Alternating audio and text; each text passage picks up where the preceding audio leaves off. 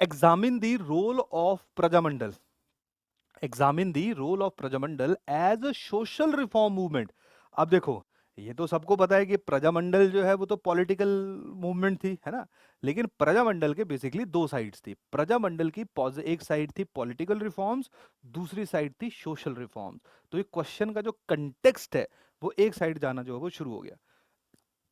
Examine the role of Prajamandal as social reform movement in Himachal Pradesh during the 20th century. अब देखिए 20th century बनना था क्योंकि है ही 20th सेंचुरी की, 19th सेंचुरी में तो नहीं थी, तो ठीक है, कॉन्टेक्स्ट जो हम लोगों को यहाँ पे इन्होंने दे दिया।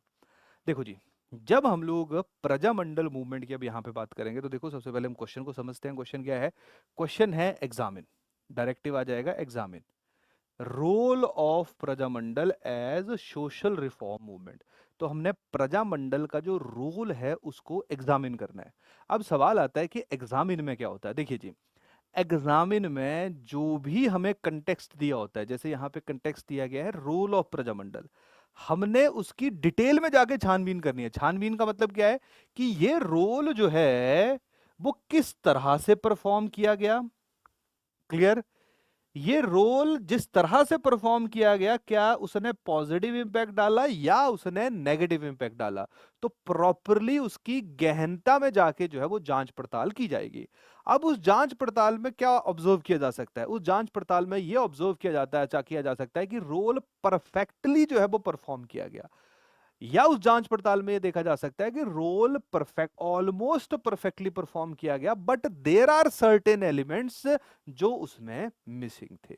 या ऐसा भी हो सकता है कि रोल जो है वो बिल्कुल बेकार परफॉर्म किया गया।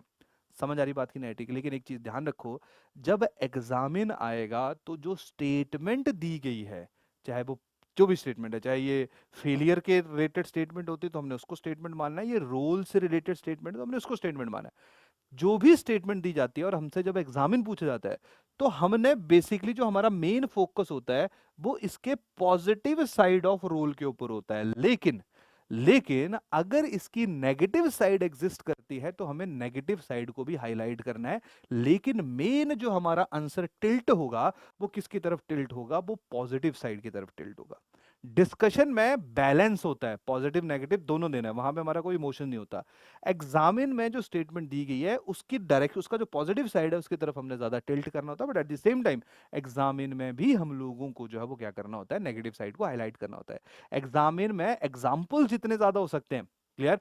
जैसे मान लो मैं बोलूं जी बेगार अबॉलिश की, तो मेरे को बताना है कहाँ कहाँ की बेगार जी अबॉलिश हुई है। मैं बोलूं जी टैक्सेशन में कमी करवाई, तो मेरे को बताना है जी कहाँ की टैक्सेशन में प्रजामंडल ने कमी करवाई। समझ आ रही बात की ना? ठीक है, तो एग्जामिन में जब आप डीपली जाओगे, कैसे किया, क्लियर, किस तरह से किया, सक्सेसफुली किया है क्या नहीं किया, ये सारे एलिमेंट जो हम लोगों को एग्जामिन में लाने पड़ते हैं। एक्सप्लेन में क्या होता है? एक्सप्लेन में जो सीधा बोला है रोल, तो एक्सप्लेन कर दो उसको, कोई नेगेटिव पॉजिटिव लिखने की जरूरत नहीं है। क्लियर? एग्जामिन में उस रोल को पूरा उसका जांच पड़ताल करना है, एग्जाम्पल की सहायता से एग्जामिनर को समझाना है कि कैसे उसने अपना रोल जो है वो परफॉर्म किया। समझ आ रही बात यहाँ पे कि नहीं आ रही? क्लियर? तो इस तरह से जो हम लोग देख सकते हैं कि examine the role of Prajamandal as social reform movement in Himachal Pradesh during the 20th century. Question समझ आ गया? अगर क्वेश्चन समझ आ गया, जैसे मैं बोल रहा हूँ कि क्वेश्चन अगर पता है और हमारे पास कंटेंट है, इन्फॉर्मेशन है, ठीक है, होपफुली हो, आपके पास मेंस लिख रहे हो आप लोग तो आपके पास होगी। अगर हमारे पास कंटेंट और इन्फॉर्मेशन है और मेरे को क्वेश्चन समझ आ गया तो आप ऐसा मानिए कि आप ने अपना बेस्ट कर दिया है, उससे बेस्ट नहीं हो सकता है। क्योंकि वो एग्जामिनेशन हॉल का प्रेशर डिफरेंट होता है, ठीक है। वहाँ पे कभी है ना क्वेश्चन ज़्यादा, जैसे मैंने बोला 3-4 क्वेश्चन मुश्किल आएंगे, कभी कभी डॉन है ना, पता नहीं लगता कि इस समय का कि 10 ही आ गए, कि 50% ऑफ द पेपर जो है वो वहाँ पे क्वेश्चन थोड़े टेढ़े आए हुए हैं, तो फिर वो आपको और ज़्यादा प्रेशर में डालेगा, तो वहाँ पे परफॉर्मेंस जो है वो थोड़ी डिफरेंट होती है, जो कि हम लोग एक कंफर्टेबल सिचुएशन में करते हैं। क्लियर होगी बात यहाँ पे? थर्ड क्वेश्चन होपफुली आप लोगों को क्लियर हो गया होगा।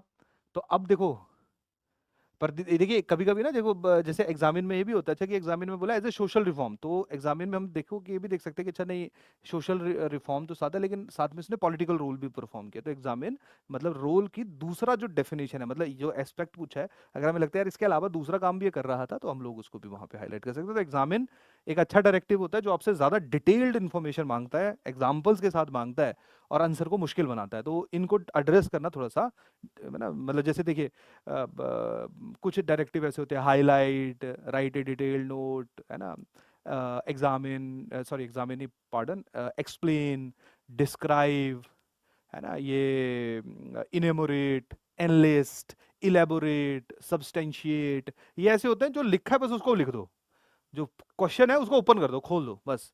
लेकिन ये जो होते हैं ये थोड़ा सा मतलब ना टेढ़े डायरेक्टिव होते हैं, क्रिटिकली लग गया तो और टेढ़ा हो गया, वहां पे आपको अपना एक ओपिनियन डालना ही पड़ेगा एंड में, क्लियर। तो ये थोड़ा सा जो है वो आपके आंसर को मुश्किल बना देता है। क्लियर होगी बात यहाँ पे, चलिए। तो examine the role of Prajamandal as social reform movement in Himachal Pradesh.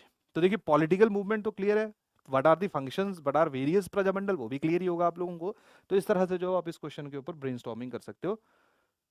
तो बस ये हमने वो कर दिया, इंट्रोडक्शन में कंटेक्स्ट डाल दिया कि social reform movements in Himachal Pradesh intertwined with the struggle against princely states, focused on addressing social injustice and improving the socio economic condition of the people. Clear.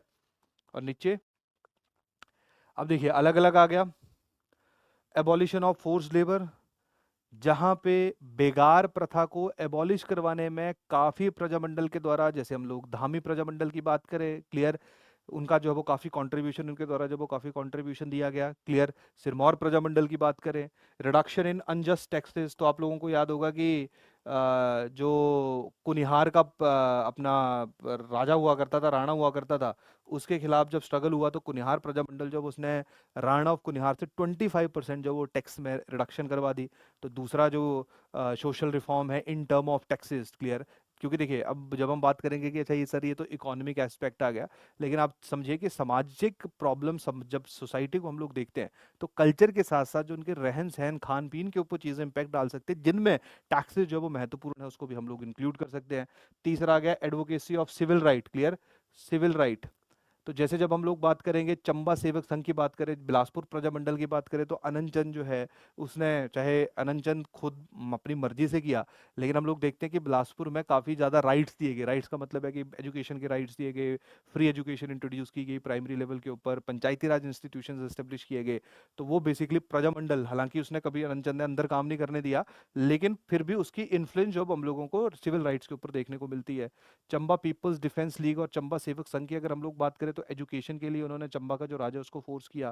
Caste based reforms, caste basis के ऊपर discrimination के लिए जो प्रजामंडल्स हैं उनके द्वारा जो वो काफी इनिशिएटिव्स जो है वो लिए गए। तो कहीं ना कहीं ओवरऑल जब हम लोग बात करेंगे तो सोशल एस्पेक्ट्स में जो वो प्रजामंडल के रोल हमें परफॉर्म होते हुए देखने को मिलेंगे।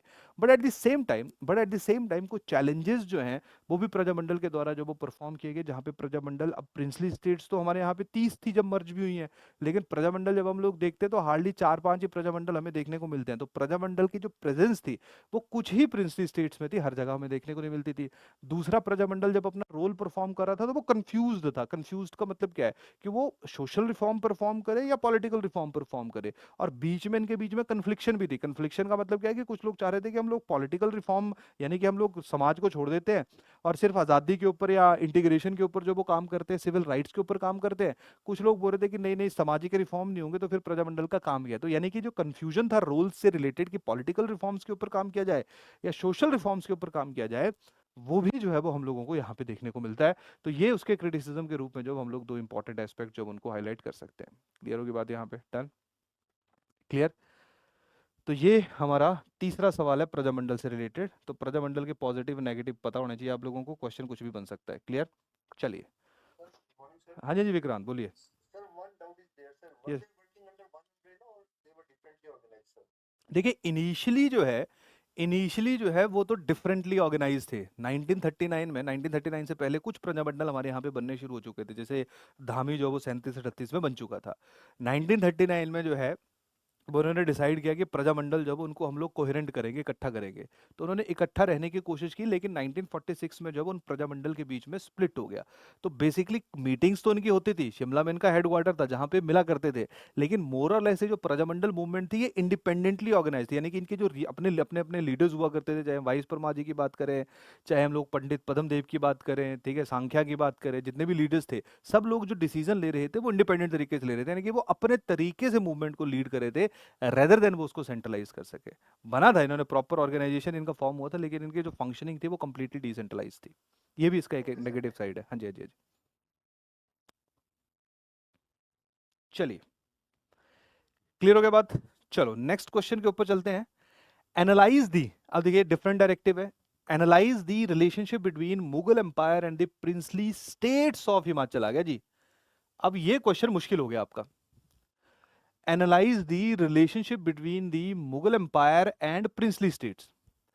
अब डिस्कस भी हमने कर लिया, एग्जामिन भी हमने कर लिया, अब हम एनालाइज करते हैं। देखो जी, डिस्कस में पॉजिटिव नेगेटिव देना पड़ता है, वहां पे ज्यादा है ना इमोशंस नहीं लेके आने होते हैं। एग्जामिन में पॉजिटिव साइड की तरफ थोड़ा टिल्ट होना पड़ता है एग्जाम्पल्स के जरिए, लेकिन उसको समझाना पड़ता है। एनालाइज में हम लोग क्या करते हैं कि जो क्वेश्चन पूछा गया है कोशिश करते हैं उसको हम पार्ट्स में ब्रेक कर देते हैं। एनालिसिस में हम लोग कोशिश करते हैं कि जो पूछा हुआ सवाल है उसको अलग अलग पार्ट्स या सब पार्ट्स में डिवाइड करें और उन पार्ट्स को फिर एनालाइज करें कि वो पार्ट जो है वो क्वेश्चन का जो कंटेक्स्ट है उसके तहत कितना फिट बैठता है उस पार्ट, मतलब है ना अभी एग्जांपल के रूप में समझा दूंगा मैं आपको। लेकिन एनालिसिस में बड़ी बार ये कहा जाता है कि अच्छा एनालिसिस में क्रिटिसिज्म करना होता है। देखिए कोई कंपल्शन नहीं होती है एनालिसिस में क्रिटिसिज्म करने की। क्लियर? एनालिसिस में जैसे मान लो मैं बोलता हूँ कि analyse the role performed by Prajamandal, तो analyse the role performed by Prajamandal, तो पहला प्रजामंडल का रोल आ गया political reforms, social reforms, economic reforms. Clear? पर उनके रोल को परफॉर्म करते हुए कुछ चैलेंजेस भी थे, तो चौथा जो आ गया चैलेंजेस रिलेटेड टू रोल, तो मैंने उस क्वेश्चन को चार हिस्सों में ब्रेक कर दिया, तो वो रोल का ही एक हिस्सा था, वो कोई मैं डेलिबरेटली उसको क्रिटिसाइज नहीं कर रहा था। तो मतलब अगर नेगेटिव साइड है तो वो एक छोटे सा पार्ट के अंदर जो वो कवर हो जाएगी, उसको इंपॉर्टेंट हाईलाइट है, उसके ऊपर कोई कंपल्शन नहीं है नेगेटिव साइड, तो उसको आप रहने दीजिए, उसको छोटे छोटे पार्ट्स में जो वो ब्रेक करिए और फिर उसके ऊपर जो वो डिटेल्ड इन्फॉर्मेशन दीजिए। क्लियर? अब देखिए जैसे इस क्वेश्चन को समझते हैं। क्वेश्चन क्या है? Analyse the relationship between Mughal empire and the princely states of Himachal Pradesh. Mughal empire and princely states of Himachal. अब जब हम ये बात जैसे पिछली बार आया था मुगल एम्पायर एंड सिरमौर। अच्छा अगर मान लो यहीं पे मैं चेंज कर देता हूं, क्योंकि इस तरह का क्वेश्चन आया हुआ है एक बार, अगर मैं इसमें एनालाइज की जगह मैं शब्द लगा देता हूं क्रिटिकली एनालाइज, फिर क्या करोगे जी? अब मैंने कहा जी एनालाइज में तो नेगेटिव पॉजिटिव का कोई कंपल्शन नहीं होती, आपने रोल ब्रेक कर देना है। जब क्रिटिकली अगर यहां आ जाता तो फिर आपको दोनों साइड्स डालनी पड़ती है। तो क्रिटिकली जब डायरेक्टिव किसी के साथ भी लग गया, जैसे एनालाइज के साथ लगा, तो टॉपिक में ब्रेक करो, लेकिन आपको पॉजिटिव और negative side of both, positive and negative side of relation जो हाईलाइट करना पड़ेगा। अब रिलेशन में पॉजिटिव नेगेटिव साइड क्या हो सकती है? रिलेशन में पॉजिटिव नेगेटिव साइड हो सकती है या मुगलों के फ्रेंडली रिलेशंस थे, या मुगलों के जो रिलेशंस थे वो रिलेशन ऑफ कन्फ्रंटेशन थे, कन्फ्रंटेशन थे या एनिमोसिटी के रिलेशंस थे। क्लियर? तो जब हम लोग बात करेंगे तो जैसे डायरेक्टिव चेंज हुआ तो फिर हमारा जो क्वेश्चन लिखने का लहजा है वो अपने आप ही क्या हो जाएगा? परिवर्तित हो जाएगा, चेंज हो जाएगा। क्लियर? तो रिलेशन में पॉजिटिव नेगेटिव कि कहाँ पे अच्छे रिलेशंस थे। जैसे अगर आप लोग मुगलों की बात करोगे तो इन जनरल नूरपुर के साथ बड़ा फ्लिप फ्लॉप रहा। फ्लिप फ्लॉप का मतलब क्या है कि राजा बस्सू के रिलेशन बिल्कुल अच्छे नहीं थे अकबर के साथ, लेकिन जहांगीर के साथ उसके रिलेशन अच्छे थे। क्लियर? फिर सूरजमल के रिलेशन जो वो जहांगीर के साथ अच्छे नहीं थे लेकिन जगत सिंह के अच्छे थे। फिर जगत सिंह के रिलेशन जहांगीर के साथ अच्छे थे लेकिन शाहजहां के साथ अच्छे नहीं थे। तो मतलब वहां पे नूरपुर में हमें दोनों वेरिएशंस देखने को मिलेंगे। कांगड़ा की अगर हम बात करेंगे तो इन जनरल कांगड़ा के तो नेगेटिव रिलेशंस थे, जहांगीर का रिलेशन बिल्कुल अच्छा नहीं हुआ करता था कांगड़ा के राजा के साथ, और तोते के पीछे उनकी लड़ाई भी हुई थी, शायद आप लोगों को एक कहानी छोटी सी पता भी होगी। क्लियर? तो बिल्कुल भी अच्छे रिलेशन थे। कांगड़ा का किला भी जहांगीर के द्वारा जीता गया, तो वो कंप्लीटली एनिमोसिटी करे। गुलेर की अगर हम बात करेंगे तो गुलेर के इन जनरल मुगलों के साथ बड़े अच्छे रिलेशन थे। चंबा की अगर हम लोग बात करेंगे तो चंबा के ऐसे रिलेशन थे जहां पे मुगलों की डायरेक्ट इन्वॉल्वमेंट तो नहीं हुई, लेकिन फिर भी वो उन्होंने जो वो मुगलों की जो सॉवरेनिटी थी प्रताप सिंह बर्मन के समय से जब उन्होंने एक्सेप्ट कर ली हुई थी, जब बाबर अकबर जो है वो राजा हुआ करता था। क्लियर? तो मतलब जब हम देखेंगे तो हमें फिर दो हिस्सों में डिवाइड करना पड़ेगा कि अच्छा फ्रेंडली रिलेशंस कैसे थे, दूसरे रिलेशंस कैसे थे, और फिर आपने क्रिटिकली लगाया तो आपने अपना ओपिनियन देना आपके अकॉर्डिंगली ओवरऑल रिलेशंस कैसे। तो देखिए ओवरऑल रिलेशंस ऐसे थे कि मुगल जो है वो उनको यहाँ पे रूल करना था, रूल करने के लिए उन्होंने कुछ फ्रेंड्स बनाए थे, कुछ एनिमीज बनाए थे, लेकिन ओवरऑल जो बेनिफिट हुआ यहाँ का वो हम लोगों को तो नहीं हुआ, वो किसको हुआ? मुगलों को हुआ, जहाँ पे उन्होंने इस एरिया को भी नियंत्रित करके रखा और उसके साथ साथ यहाँ के जो रिसोर्सेज उनको भी एक्सप्लॉइट किया। तो आपका ओपिनियन वहाँ पे बहुत ज्यादा मायने रखेगा बिफोर कंक्लूडिंग कंक्लूजन जो है वो आपका बिफोर कंक्लूडिंग रिमार्क्स। समझ आ गई बात की? नहीं ठीक है, लेकिन एनालिसिस में ऐसा कोई टेंशन लेने की जरूरत नहीं है। लेकिन देखो क्योंकि क्रिटिकली इस तरह के शब्द रिलेशनशिप के ऊपर हमें पीछे कुछ सालों में देखने को मिले हैं, तो अगर ऐसा सवाल आएगा तो इसको हम लोग इस तरह से एड्रेस कर सकते हैं। क्लियर होगी बात यहाँ पे? चलिए,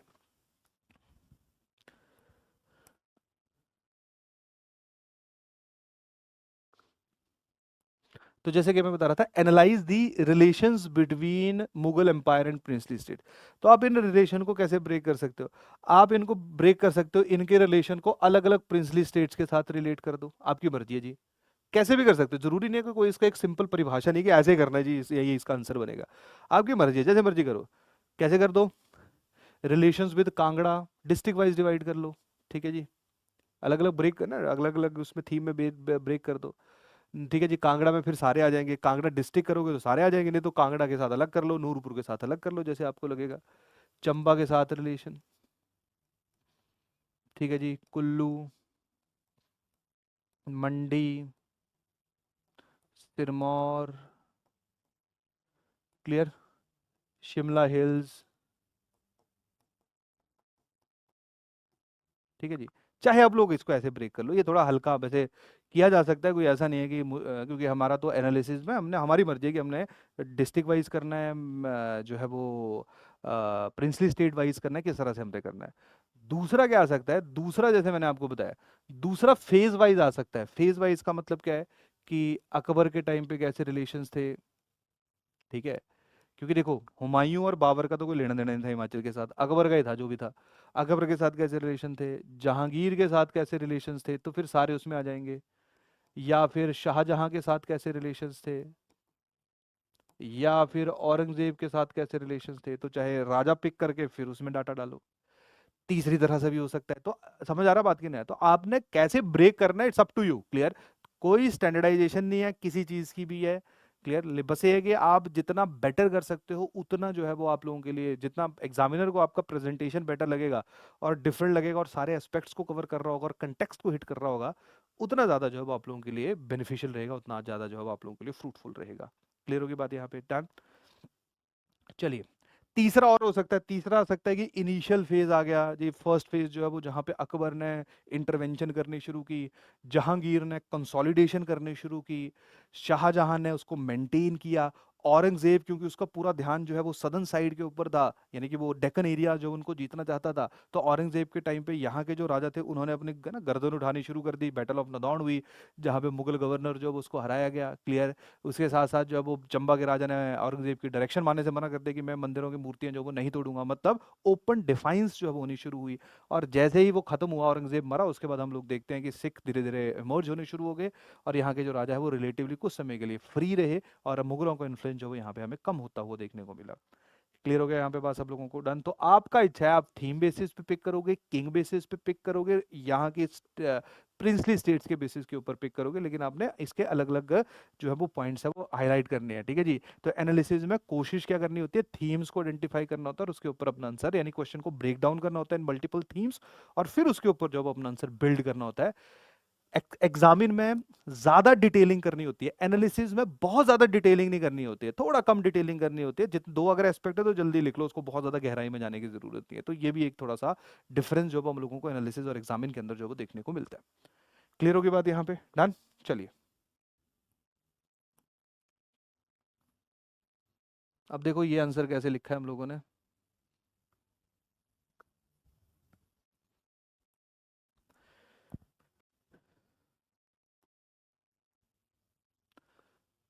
ऑब्लिगेशंस, ओकेजनल, मिलिट्री कन्फ्लिक्ट, ठीक आ गया। देखो, कॉम्बिनेशन ऑफ पॉलिटिकल अलाइंसेस आ गया, ऑब्लिगेशंस आ गया, एंड मिलिट्री कन्फ्लिक्ट, तो तीन ही चीजों के ऊपर हमारे रिलेशन जो थे वो आधारित थे।